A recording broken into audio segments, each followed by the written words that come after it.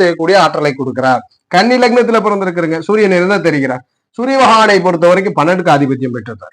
அப்போ கன்னி லக்னத்தில் பிறந்தவர் ஒருத்தர் அயன சயனங்களை அனுபவிக்கிறார், வாழ்க்கையை திருப்தி பெறாரு, அதுக்கு சூரியன் தான் காரணம். வாழ்க்கை திருப்தி ரொம்ப முக்கியம். அதுபோல வெளிநாடு தூரதேச பயணங்களுக்கு இந்த சூரியன் தான் காரணம். அதுபோல இன்வெஸ்ட்மெண்ட் வியூக வணிகத்திற்கு சூரியன் தான் தரார். ஒரு முதலீட்டாளர் லாபம் வேணும்னா சூரியன் தான் தரார். இறை நம்பிக்கை இறை சிந்தனைகளை பற்றி சொல்கிறார், முத்தியை பற்றி சொல்றார் இந்த சூரியன்.